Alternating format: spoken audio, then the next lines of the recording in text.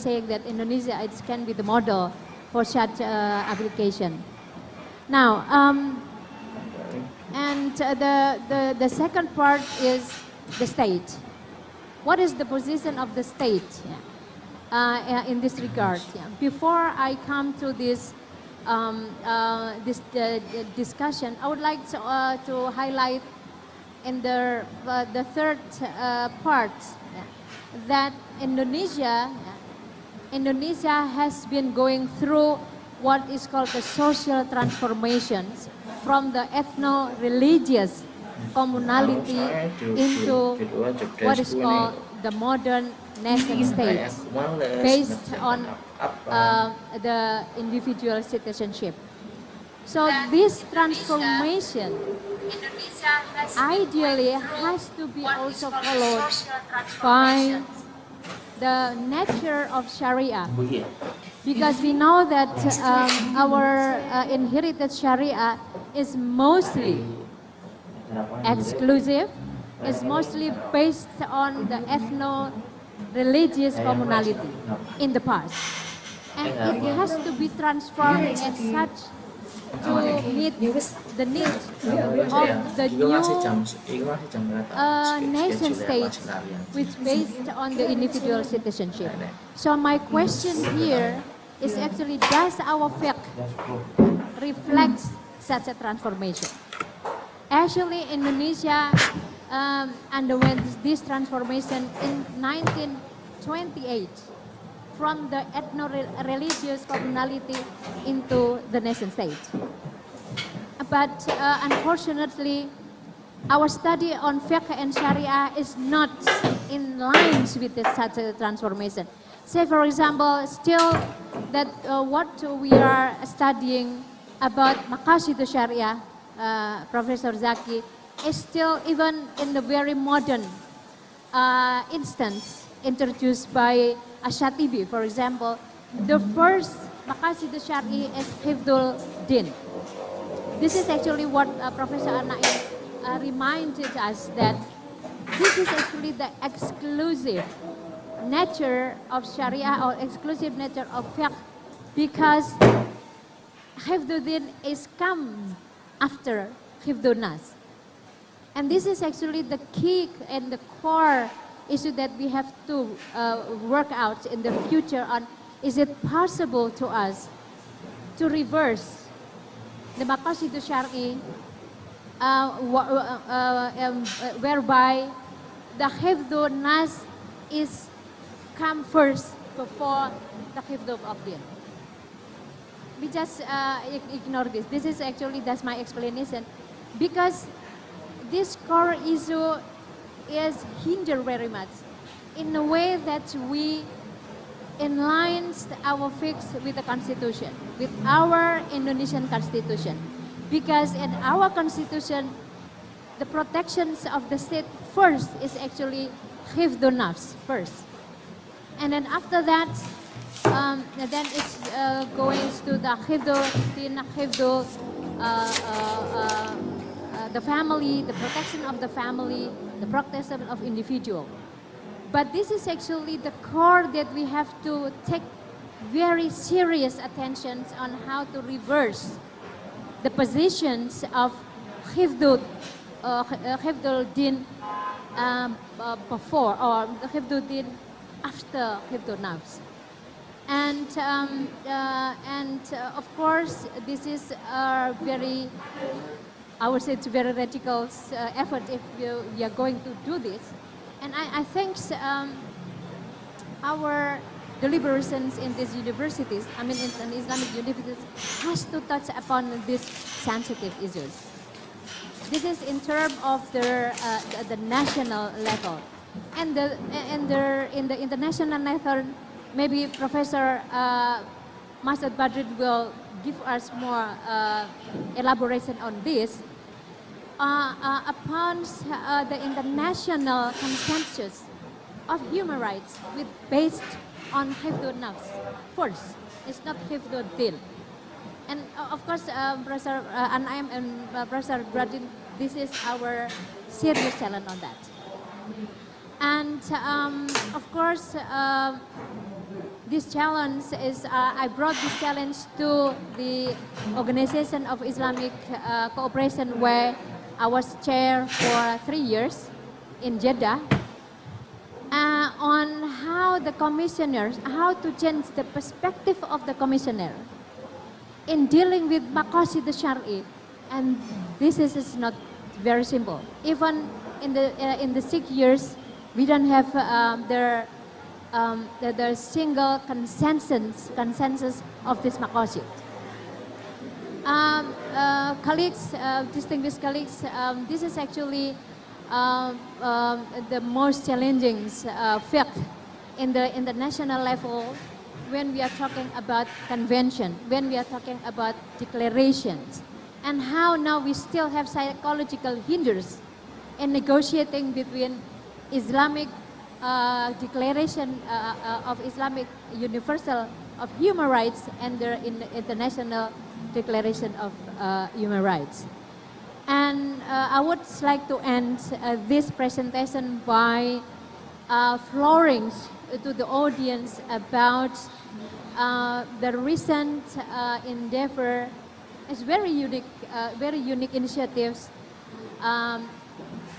promoted by the Islamic Cooperations, the Organization of Islamic Cooperation, or otherwise in Indonesia we know OKI, and United States.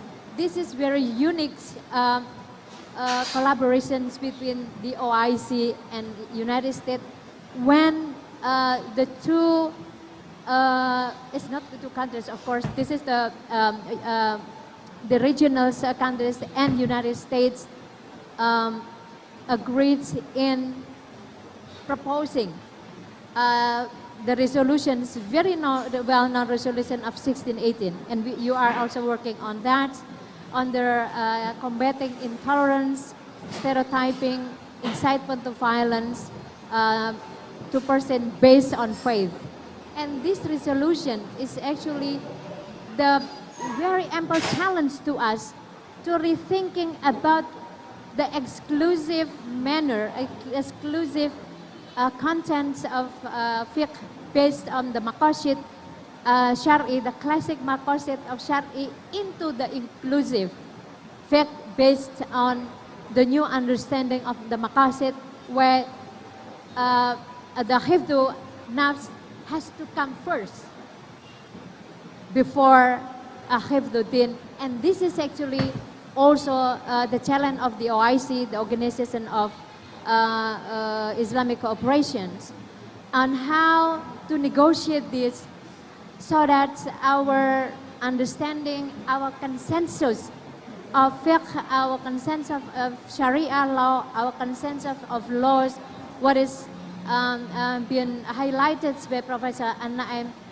is become our effort, our endeavor in the Islamic University in Indonesia to come to this to understanding in order to really negotiate between our inclusive Sharia with the International Convention and Declaration. I think I stop here, and I'm very happy to have questions from the audience. Thank you very much. I give the floor to the moderator. Thank you. Okay. Again, please join us to have and give a big applause to Professor Rohainuddin Hayatin. Ladies and gentlemen, Al-Mukarram K. Yahya Khalistahuf's on the way to this venue. I just would like to let you know that the participant coming to this venue is more than 1,000 people, more than 1,000 participants. But adding to that, we have also around 350 participants joining this conference through Zoom digital application. So if we make a total, it's almost 2,000 participants joining this first plenary session. Thanks very much for everybody.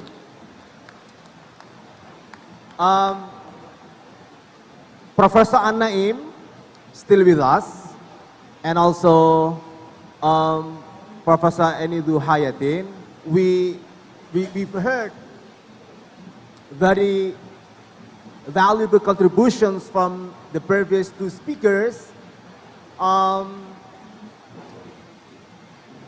coming to terms with the current problematic issues behind the notions of fiqh and also legal positive law.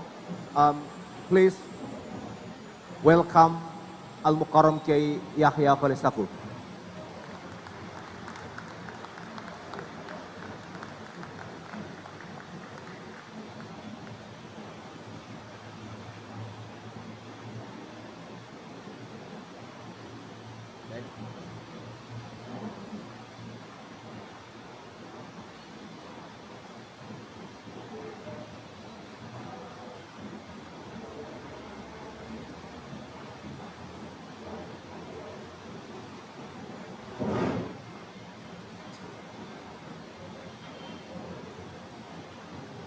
Well, thanks everybody. I would like to let Al-Mukarram Kiai Yahya Khalil Stakuf know about the materials presented by Professor Abdullahi An-Naim, allowing us, giving us rooms to reflect upon the notions of fiqh in relation not only to the rituals but also to humanity and also positive law.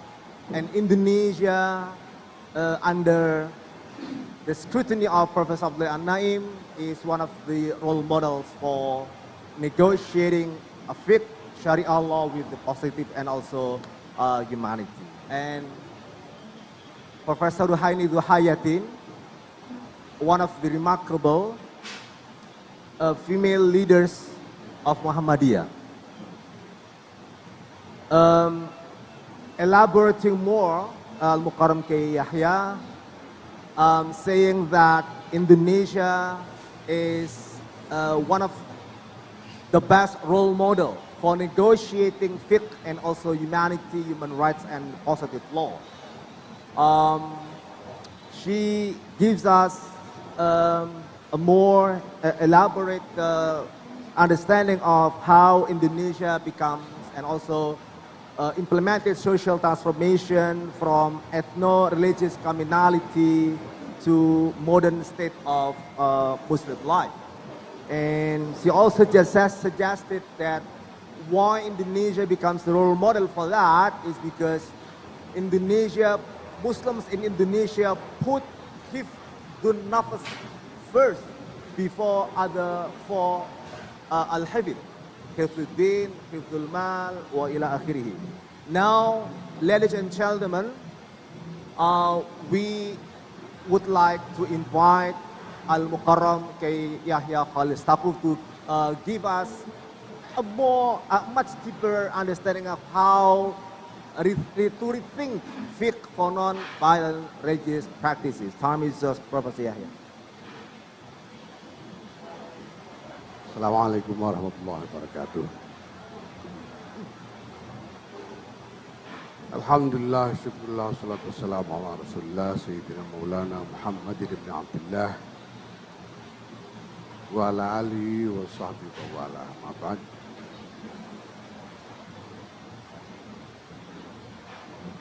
His Excellency Dr. Abdullah An-Naim, His Excellency Dr. Sri Siti Ruhaini,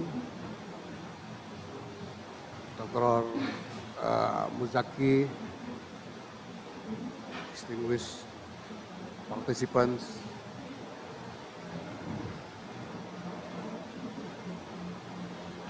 I need to apologize because of being late to arrive in this place. I just arrived from Jakarta with this morning flight. It is an honor to be involved in this important conference with a very, very, not just important, but also very crucial topics, which is how we should address the problem of Islamic views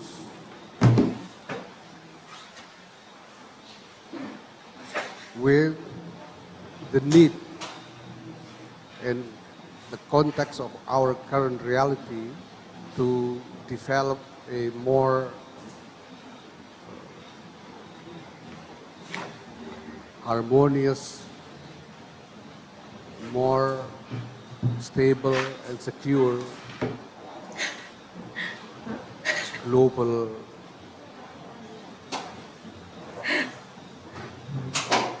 and human civilization. As much as it is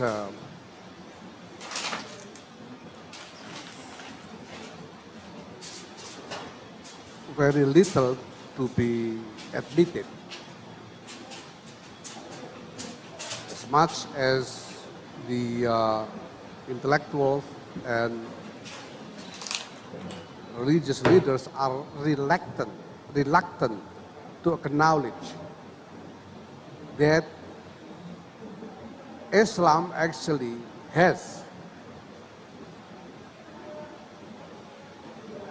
a crucial problem in positioning itself within the context of our current reality,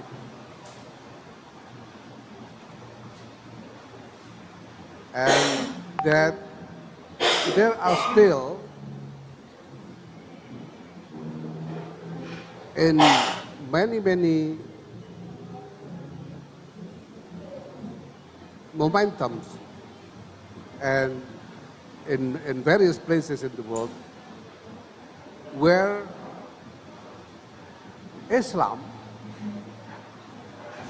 somehow becomes one of the source, or at least has a big role in creating problematic social and political dynamics. While at the same time, it is actually the reality. If we talk about Middle East, if we talk about various places in Africa, and also even various places in the West, like in America and Europe, Islam is a problem. That's just simply the fact, whether we acknowledge or not. And we have also our own experience in Indonesia when Islam is a problem and our own social and political dynamics. Nowadays, we are kind of anxious in, facing the coming political momentum, which is the 2024 presidential and general election, because we are afraid, we have a great concern that political actors might utilize Islam as a political weapon to gain support. And that, this way of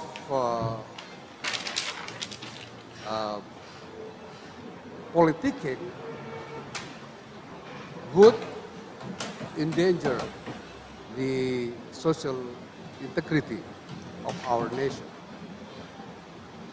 So, but we are so afraid to admit that. Maybe some people would accuse anybody who admit this problem with blasphemy. Well, it is a fact, let's just admit it. It's simple. What we need to do is to understand why Islam is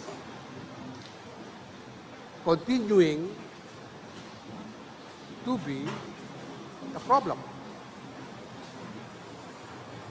In 2017, not long ago,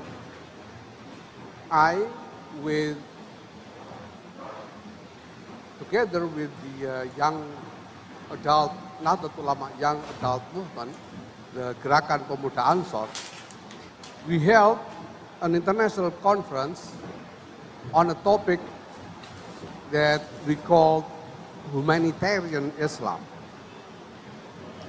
meaning Islam that serves all humanity. The original terminology actually was of Arabic term, which was Al-Islam lil-Insaniyah, or in Indonesian, Islam untuk kemanusiaan, meaning Islam that serves all humanity. We was thinking about to create an English terminology of Islam for humanity, but then we thought it might confuse people in the West. They might feel that we want to get all human beings to convert to Islam. If we say Islam for humanity. So we made a little twist by saying humanitarian Islam. In that conference, we were discussing about the exact problem that I just mentioned, which is why Islam keeps being a problem in the dynamics of our current reality. Now, in that discussion, in that conference, we came to a conclusion that we cannot ignore the fact that the legacy of Islamic discourse from the classical era, which is from the medieval era, plays a fundamental and very important role in shaping the religious view of Muslims up until our time.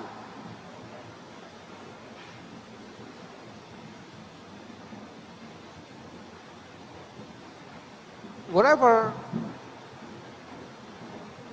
Muslims are talking about Islam, whether it is in public conversation or in various more private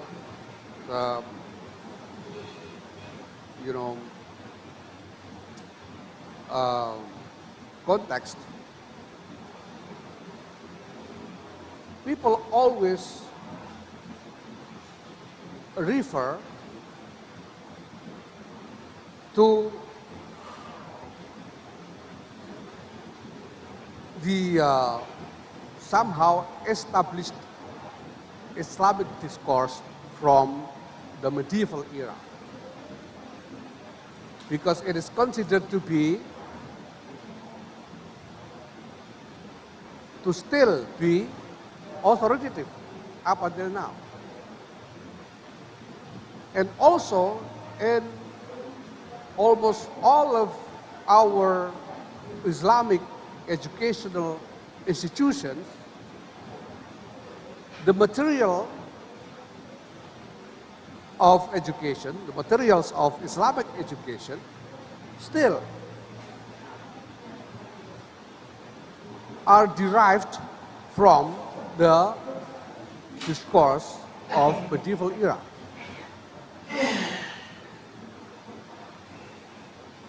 Now,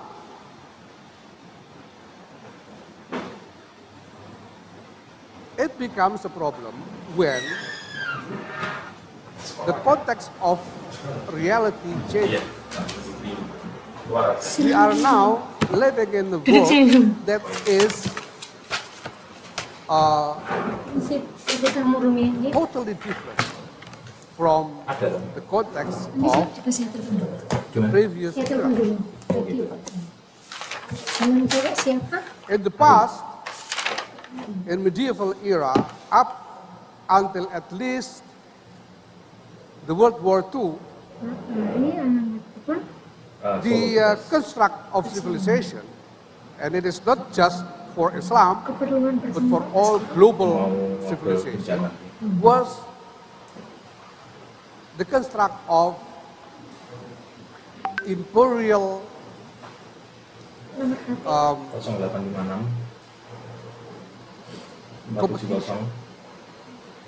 470 230 71.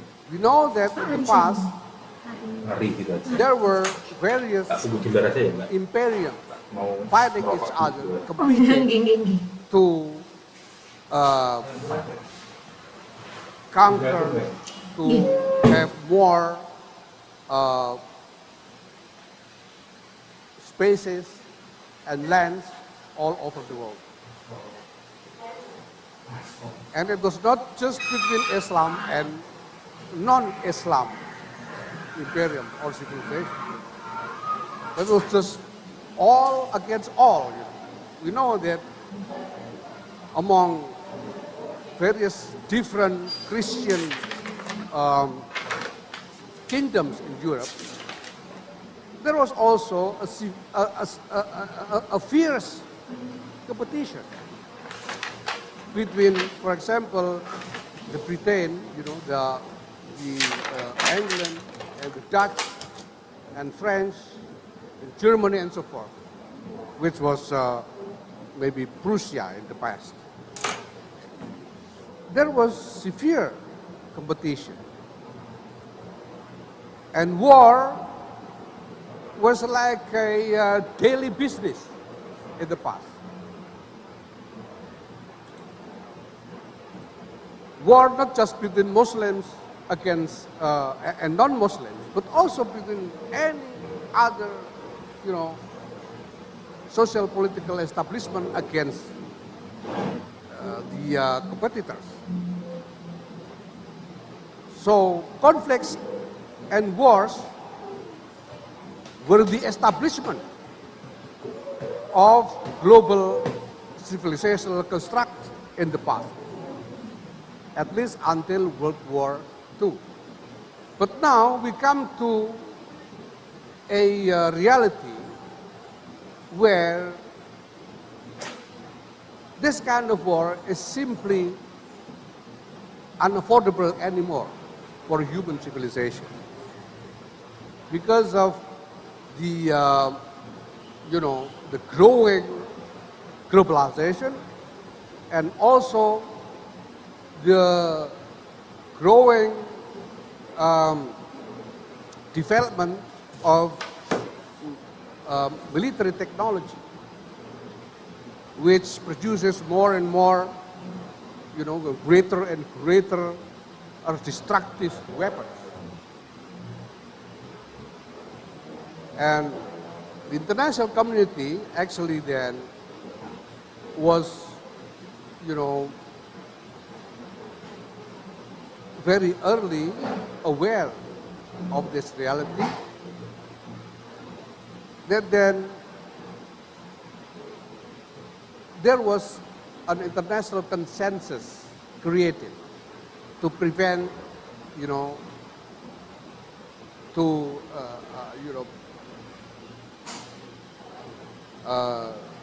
create a construct where wars can be more, prevented, avoided, and global security and stability could be more achieved.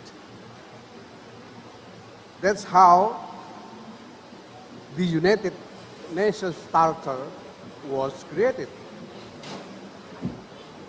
And it is what the charter was for, to prevent a globally destructive war and to, you know,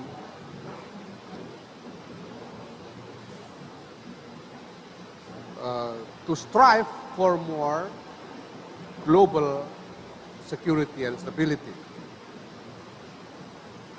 Now, so with this, and this, starting with this charter, the UN Charter, then emerged a new construct of global civilization, which no longer is based on military competitions among imperiums, but based on international consensus, more on international consensus. Now that ulama then, after long and actually painful discussion, examination, research, we came to the conclusion that this international consensus, namely the United Nations Charter, was the starting point of the emergence of this new global civilizational construct, represented by a new emerging international order. It is the international order that we have now. And based on this new international order, then emerged also the logical, consequential needs, including the needs to, to correct the mode of interaction between various different groups of identity, including religious identity. You see, in the past, before this international consensus, conflicts between Islam and non-Islam was normal. For more than 13 centuries, actually, Islam, represented by, social political entities that claims the label of Islam, were engaging in eternal conflicts and wars against social political entities of others. Started from the very beginning or the earliest era of the birth of Islam itself. In the first, it was for survival. And then, after that, it was about competition between different, imperial entities. So, now, since we already concluded that we cannot afford anymore this kind of conflicts because, it's just rationally and logically such conflicts will bring the world into a total collapse of international civilization. Because if we allow the continuation of conflicts between different groups of identities, then the whole human civilization will simply collapse. And it's just, undeniable logic. That's why then we began to talk about tolerance, the need for tolerance between Muslim and non-Muslim. Since when? Since this international consensus. Before that, why should we be tolerant to others? No, if we want to conflict, just go to war. It was normal in the past. That's why we did not tolerate the allies, military, when they arrived in Surabaya to, reclaim Indonesia under Dutch authority. We did not tolerate them. Nahdlatul Ulama actually then issued a fatwa of jihad back then. And the rationale for the call for jihad that time was a jihad against the infidels. It was that, it was exactly that. We went to war against the infidels, which were the Allies military. That's what we did in the past. Now after that, after this new international consensus, then we came to,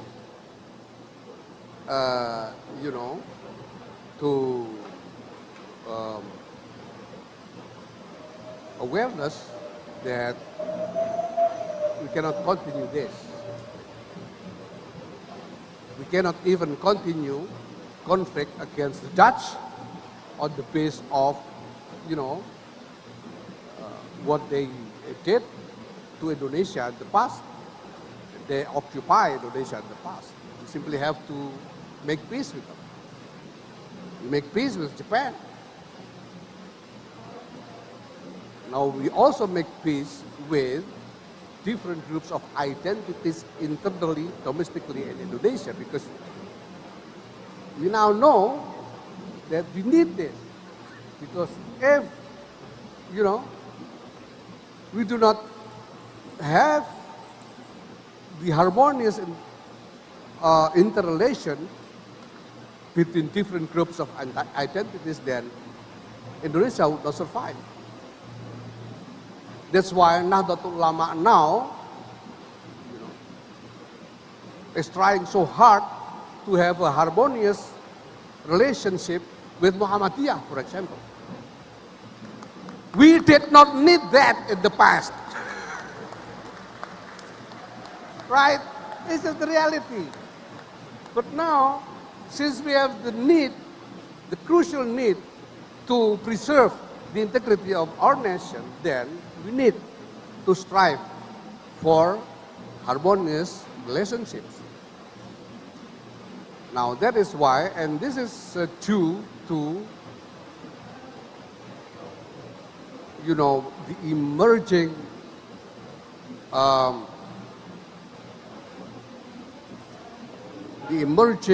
needs coming from the emerging new construct or new context of reality. But then the problem is that we still lacking the authoritative discourse, Islamic discourse, to support this. Up until now, what we have is the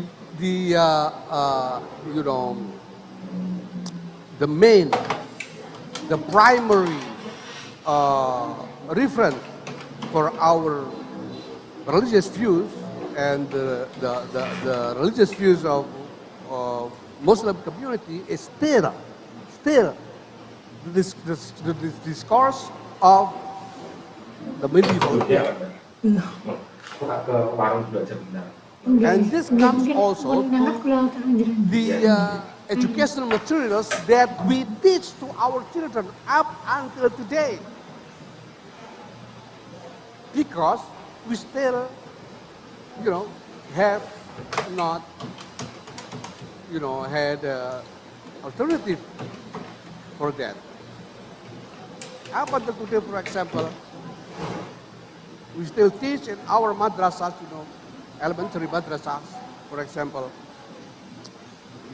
in the subject of history, we teach them with the summary of Nurul Yakin, Khulasah Nurul Yakin.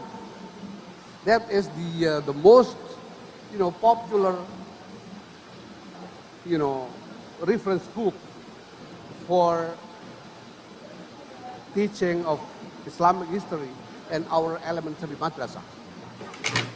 And when we look into that summary, we see I would say it's a war accounting. In that books, what is recorded in that book is battle accounting. Like in this battle, how many, casualties, how many were captured, how much was the ghanima, and so forth. Just like a debit and credit of battle. And that implant a mindset in our children about the continuation of conflicts against others. Maksudnya takutnya kalau nggak dengar gitu loh. So we have a big problem here. Satu lagi dicatat. Ladies and gentlemen, a big problem if we truly want a new civilizational construct. 6552. And if we really care, we need to generate alternative discourse 6552 tak kasih kantong terus. on this Kadang yang problem, satunya tak kasih tas and kayak then gini. we need Iya. to Nanti work kalau atau even yang ke harder ini aja. to generate, Tak kasih kantong terus ini. educational Iya. reform Mari, Mbak. in our, religious teachings, our religious educational institutions. So that is why recently in February the 6th, Nahdlatul Ulama held an international conference that we called the International Conference on the Fiqh of Civilization. The first. So we name it as the International Conference on the Fiqh of Civilization, the first, because we intend to have it as a regular agenda. At least, if we can, we want to do it annually or at least biennially, because we have so many problems to discuss related to this matter. So, ladies and gentlemen, it is a great hope from our side, from Nahdlatul Ulama side, that this conference, the Aicis conference, would produce, something really decisive related to this. Because things are getting worse and worse, and we have to race against time. And our children and grandchildren really need this.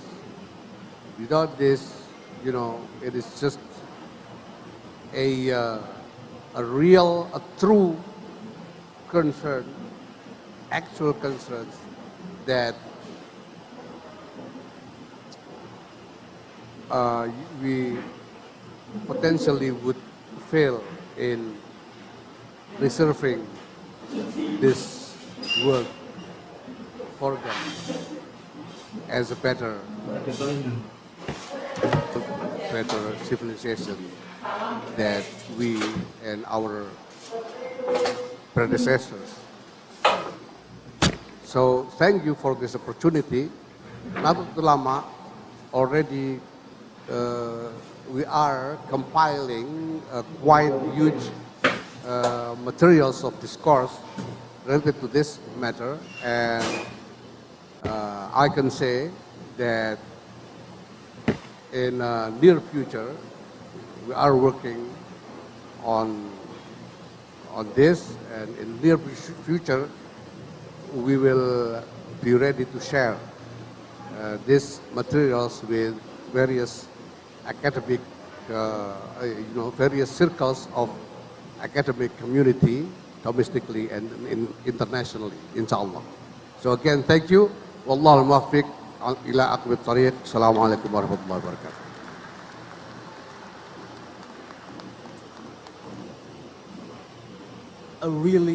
A broader sense of fiqh.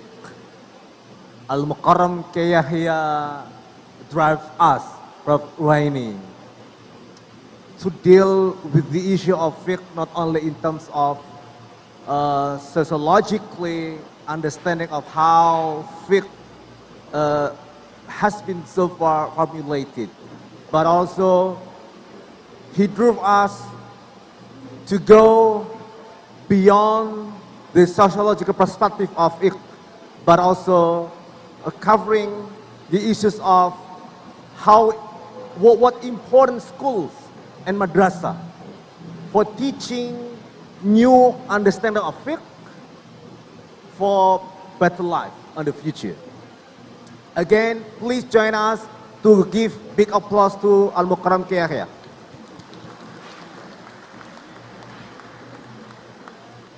Ladies and gentlemen, we have three speakers having done presenting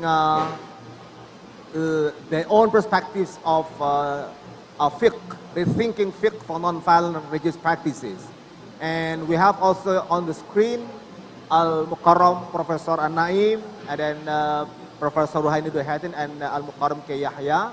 We still have time, around 15 minutes, 10 to 15 minutes.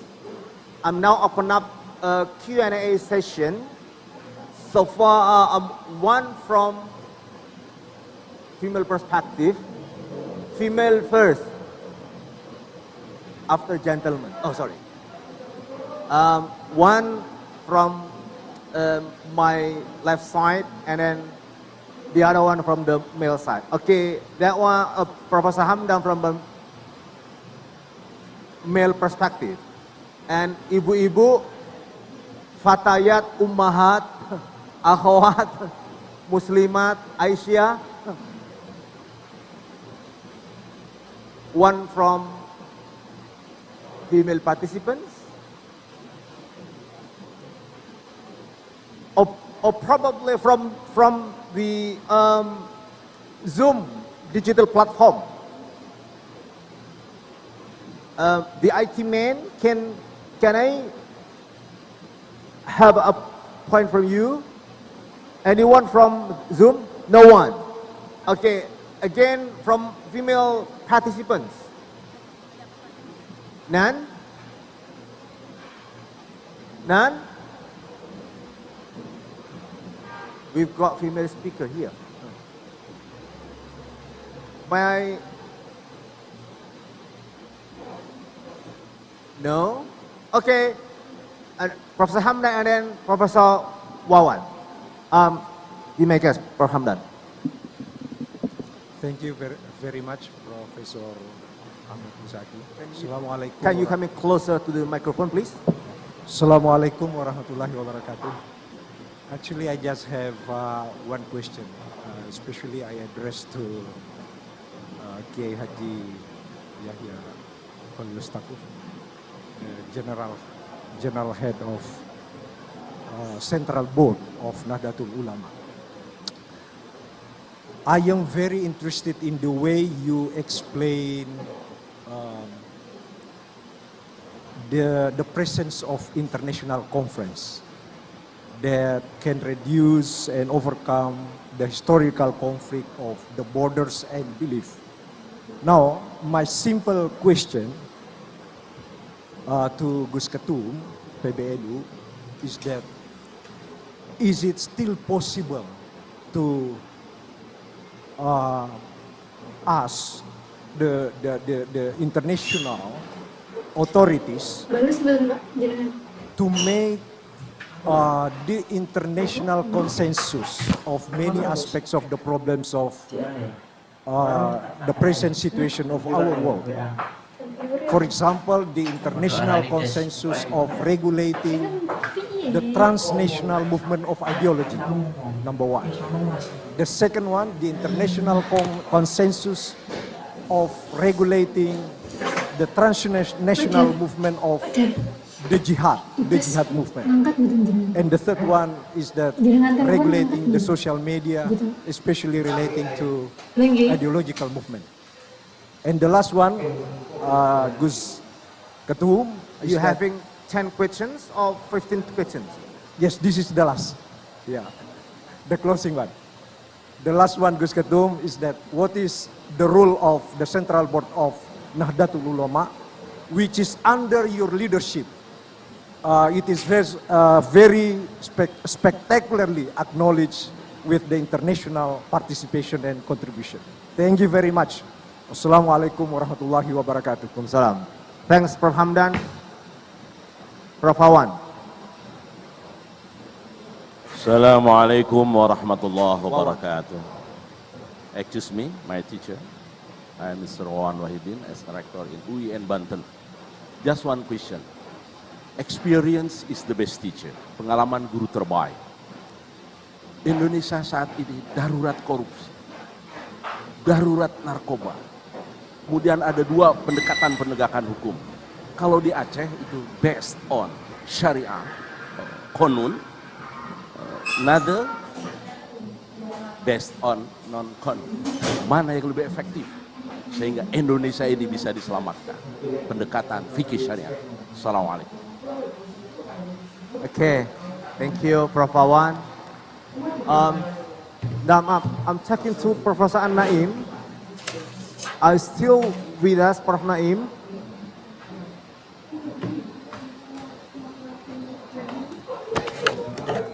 Oh, okay. Left there. Okay. Ladies and gentlemen, we're really sorry to have Professor Naim leaving the Zoom to the platform because it's already very late night in the state. Okay, we have two questions from a couple of questions from Professor Hamdan and also Prof. Wawan. But I've got one question from previous participant. Okay, but I'll let Professor Ruhaini first to respond to some questions from the participants and then followed by Al-Mukarram Kiyahya. Okay, thank you very much. Excellency Al-Mukarram Kiai Dr. Yahya Halastato. And it is a great honor to be in the forum with you. And even though I'm not representing Muhammadiyah in this time, but I think this is quite a very important moment when I learned also the shift of the relationship between the two organizations, and this is promising. And we are very grateful because the two organizations is now led by the very great sociologists. So Al-Mukarram and also Ketua PP Muhammadiyah is both of them are graduated from the same school. So this is really a kind of a promise to Indonesia to forge into more inclusive and also is more anticipating what's happening in the global, as also mentioned by Al-Mukarram. Pak Rector, I think my response is only continuing the highlight issue by Al-Mukarram about the necessity to rethink and revisit the maqasid syar'i, especially when Al-Mukarram mentioned about the importance of putting forward their humanity. Hifdhun Nas has to be, as I said earlier, Hifdhun Nas is supposed to be proceedings the other hifz. And Al-Mukarram, this is also my question, is it possible in Indonesia that we start revisiting this maqasid with the new perspective of the International Declaration of Human Rights and also the Cairo Declaration of Islamic Human Rights. As I said earlier, that I used to be the chairperson of the Human Rights Commission in that institution.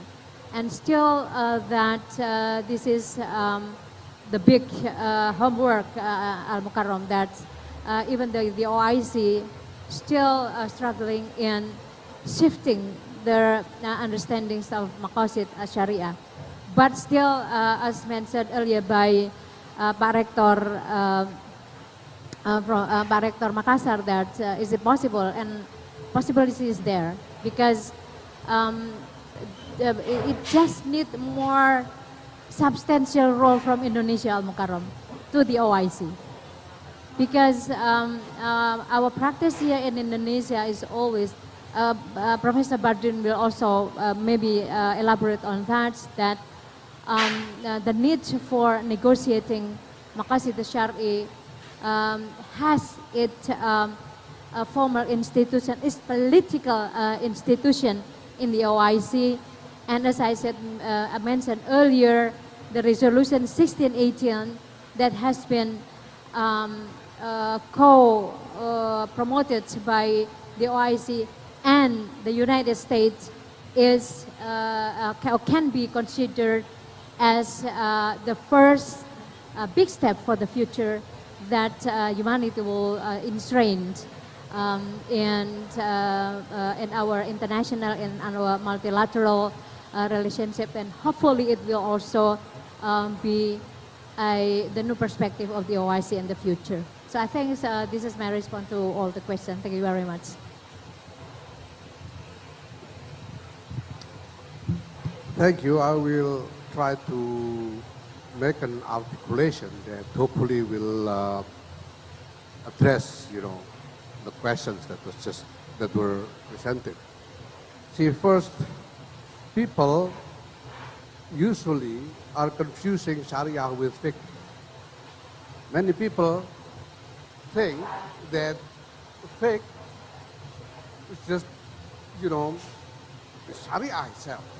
While the thing is that it's a different things. It's two different things. Sharia is something more paradigmatic, while fiqh is like the operational discourse of Sharia in addressing the actual realities, the waqa'i. So, while Sharia is indeed something that more sort of final, fiqh is relative. Sharia can be perceived as something absolute for religious guidance for Muslims, but fiqh is relative. Fiqh can, create various different opinions on the same subject. It can change over time, because one of the principles of fiqh is that the laws should change while the the legal reason, meaning the reality, changes. Al-hukmu yaduru ma'illatihi wujudan wa adama. So, any fiqh position can change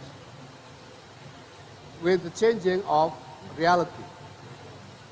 Now, secondly,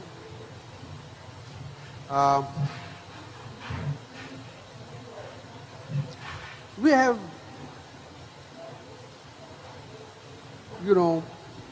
all kinds of big problems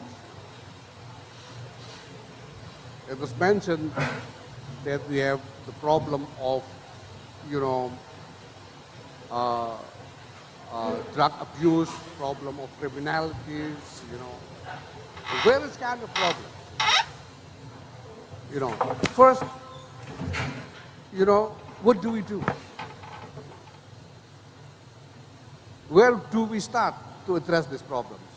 And what should be the priority?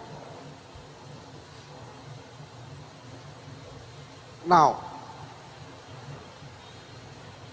people may say, like in Aceh, the solution for the problem is Sharia.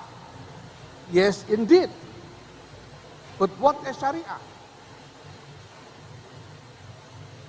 Is the Constitution of 1945 not the Sharia? Is our national penal code not the Sharia? We have to think about it. I once had a chance to, you know, raise a question to Sheikh Professor Qureshi Shihab about something related to this. The question that I raised to them was very simple. I asked him, is, you know, the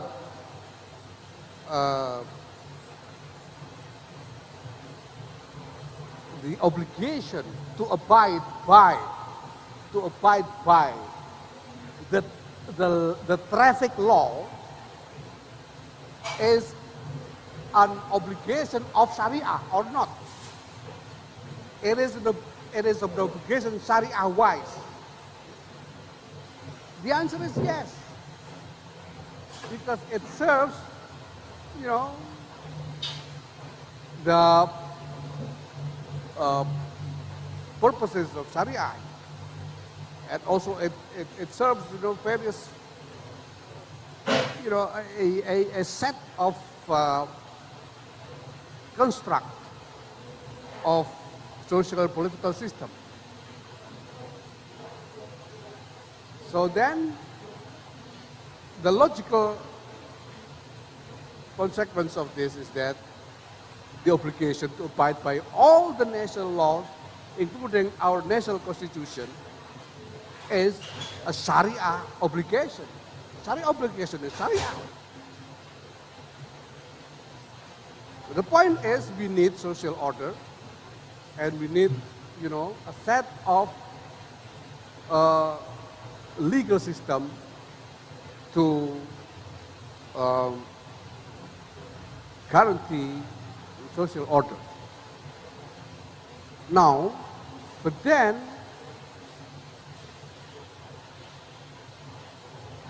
you know, in international context, in a more international global context, we have also various kind of problems. What do we do?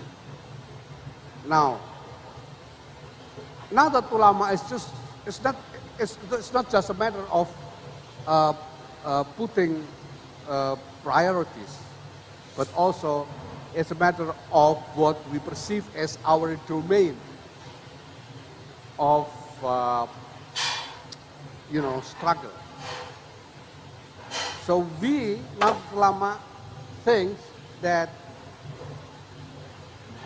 the problems of conflict between different groups of identity is a priority to us. And it is in our domain to talk about it, especially related to the religious views. So that we need to discuss about the, you know, the fiqh, the legal reference that needed to shape a new kind of religious view related to this. A religious view that serves more to the need for social harmony and stability. So this is what we do. This is where we start. We have been doing this hard struggle, for very, very long ago. Everybody here knows Gustur, right? Gustur started it long ago. And actually, it started with K. Yohab Asrullah. It started with the Nahdlatul Ulama founding fathers, when they, approved and provided the religious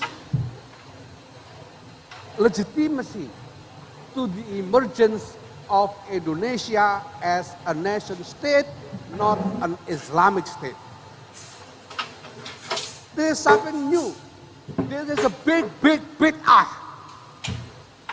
Because it was none of this kind of political structure in the past. But our Islamic leaders, it was not just Muhammadiyah actually, It's not just Nahdlatul Ulama, but Muhammadiyah also, and other Islamic leaders in Indonesia, they did approve and give legal religious legitimacy to the emergence of the nation state. This is huge. This is huge. But we still have so many things to discuss and to formulate in order to not just have a solid new discourse related to this matter, but also to generate more and more that we need for, developing a new generation of Muslims with a more compatible, religious views with what we need in our current reality. In our international conference in the 6th of February, the last 6th of February, the questions that we raised to the ulamas who, joined the conference were, first,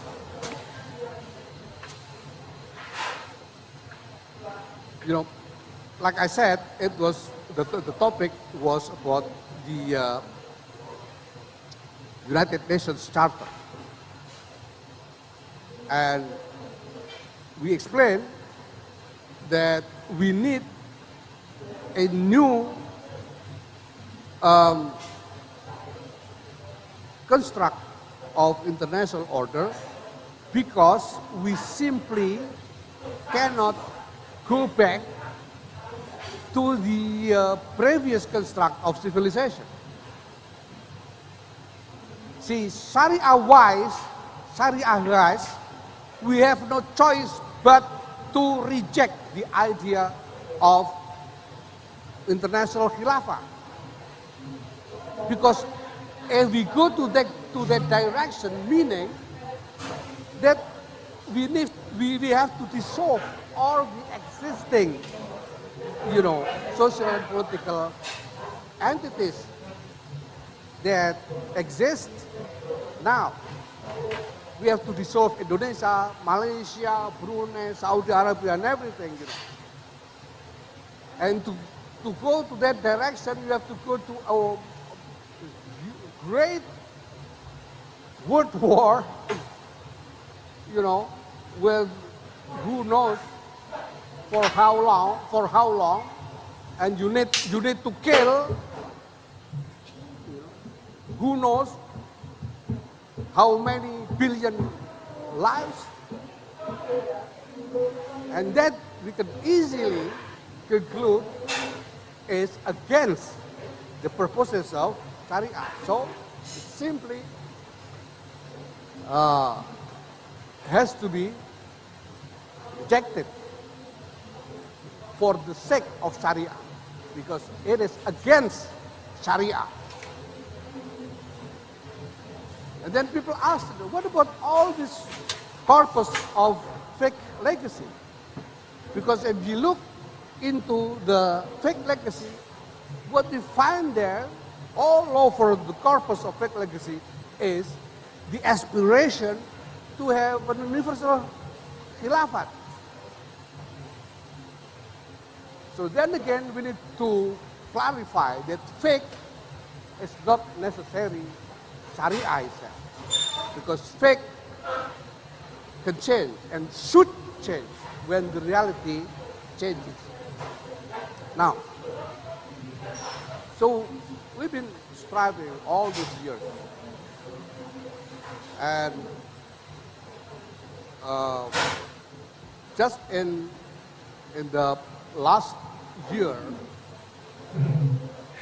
of my term in the Central Board of Nahdlatul Ulama, we already did, for example, the R20 conference, gathering of religious leaders from various religions internationally. And then we have this international conference on the fiqh of civilization. So the question that we raised in this fiqh conference on fiqh civilization were, first, was the international consensus, namely the United Nations Charter, legitimate? Was it as a transaction, as mu'ahada, as aqdul mu'ahada, legitimate in the eye of Sharia? You know, was every leader of the nation who represented each respective nation, you know, was legitimate as the representative of, you know, the citizens of their respective nation to make the deal, the transaction for this international consensus, including the non-Muslim leaders who represent a nation with Muslim citizens. And we talk about, for example, Bung Karno, Insinyur Soekarno, as the representative of Indonesia, we can easily say that he is a legitimate representative of Indonesian citizens, of Indonesian Muslims. But now, what about Jawaharlal Nehru, for example, and Mao Zedong? When they made the deal for this international consensus, you know, did they legitimately represent Muslim citizens in their respective countries? Those were the questions that we raised in that conference. And all the answer is yes. Yes, the United Nations as international consensus is legitimate in the eye of Sharia. Yes, the leader, you know, of various nations were legitimate representatives of, you know, the citizens of respective nations that they represented, including the Muslim citizens. That means that the consensus, you know, is binding everybody, including Muslims, as citizens, as minorities in a non-Muslim majority countries. So that was the conclusion.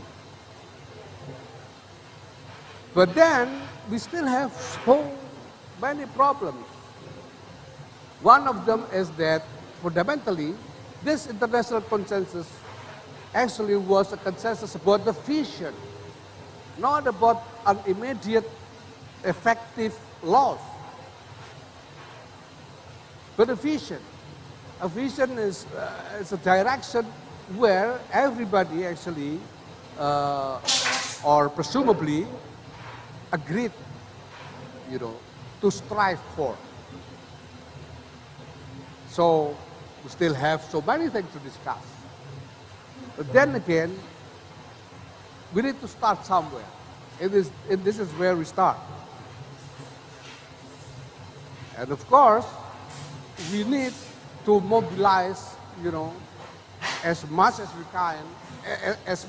can, the intellectual resources from academic circles, not just in Islamic world, but all around the world. Because this is not just problem for Islam, it's a problem for everybody. If you talk about jihad, it's not just Islam that has the idea of jihad. Please understand that the Judaism also has the idea of jihad, the view of jihad. The Christianity also has. Hinduism also has. That's why we have all this kind of problem in India, in the United States, in Myanmar, and everywhere in the world, because this idea of jihad is not exclusive to Islam.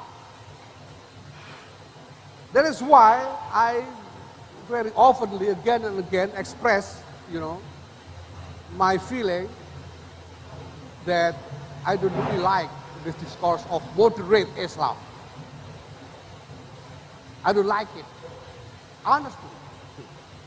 Because the assumptions of this discourse is that, first, Islam is the sole suspect,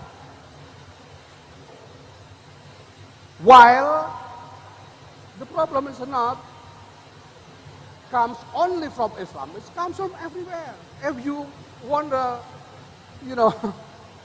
want to find who is guilty in this problem, everybody is guilty.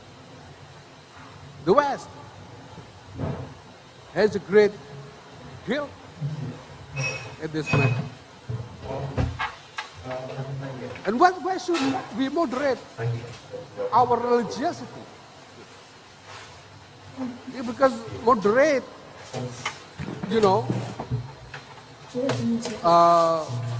put an imagination about not full Islam. It's moderated. Don't be 100% Islam, 100% Muslim. 50% is enough. We don't want that. So what we need to clarify now is not just whether we want to be more fundamentally Muslim or not. What we need to clarify is Sharia and fiqh. Sharia is the paradigmatic, reference, and fiqh. We need to think about the current reality to have a new view of how to respond based on the values that we believe in Islam.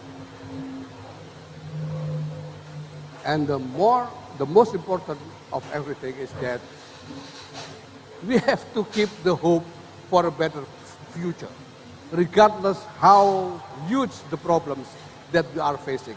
We cannot simply, this problem is too big, let's just expect the end of the day, the doomsday now. This is the exact ideology of this, what so-called extremism and radicalism. Basically, fundamentally they are striving for Qiyamah. That's why all their symbol actually, relate to Qiyamah. The black flag and so forth. They talk about Imam Mahdi and so forth. Let's not rush to Qiyamah. Qiyamah will happen when it happens. We do not need to necessarily rush for it.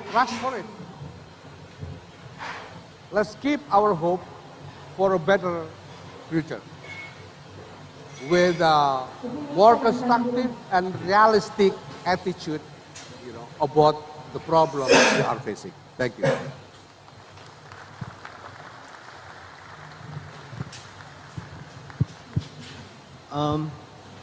Okay, ladies and gentlemen, we've finished this first plenary session, but I would like to remind you all of the argument laid by Professor Ruhaini. Indonesia is the best role model for negotiating or dealing or coming to terms with the dynamics between fiqh and also human rights, positive law, and also humanity. And then Al-Mukarram K. Yahya remind us of the concept of Sharia voice. You have, I'm now to conclude the session with his statement. You need to strive for harmony. You need to strive for harmonious relationship of different identities. Let's keep our hope for better life. Thank you, and thanks Al-Mukarram K. Yahya, Professor Ruhaini. Again, please join us to give them all a big applause again. Thank you. Back to the Master of Ceremony for giving a token of appreciation. Thank you. Thank you very much to the chair, Prof. Muzaki. Ladies and gentlemen, all the distinguished chair and speakers, thank you for the session. We believe that we represent the audience that we are truly enlightened with the session on the theme, Rethinking Fiqh for Nonviolent Religious Practices. And for the session, for the next program is the session of presenting token of appreciation. We would humbly invite Dr. Niam, MPhil PhD, to come to the stage. He is the chief of the organizing committee of this conference. تكريم الهدايا التي سيقدمها رئيس لجنة المؤتمر.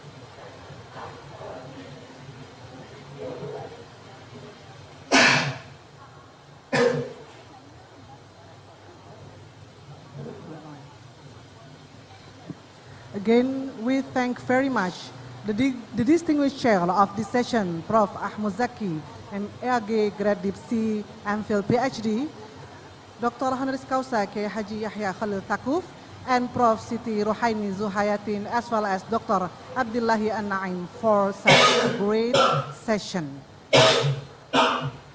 We also would like to announce to all the audience that we will be still having another great plenary, the second plenary that will be held shortly after this. And the distinguished speakers have already been in the venue. أيها السادة، سوف نخطو إلى الجلسة الثانية، ولقد حضر معنا الأول الشيخ الأستاذ الدكتور أسامة السيد الأزهري، والثاني الدكتور محمد المراكبي، والثالث الدكتور إمام نهائي، والرابع الأستاذ الدكتور رحيم أفندي بن عبد الرحمن من جامعة ملايا.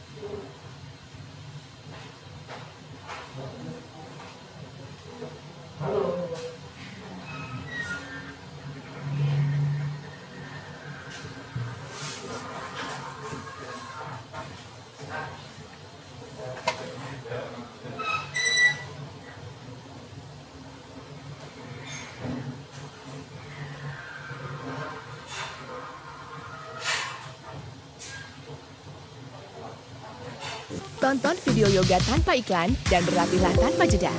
Coba YouTube Premium gratis.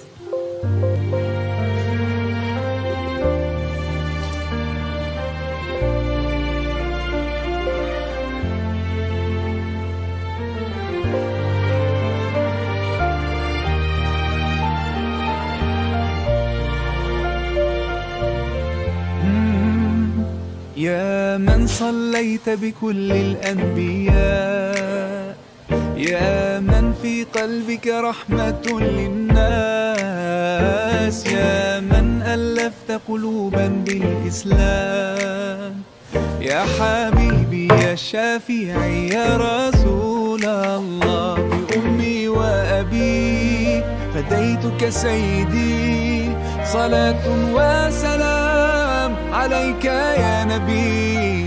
حبيبي يا محمد أتيت بالسلام والهدى محمد.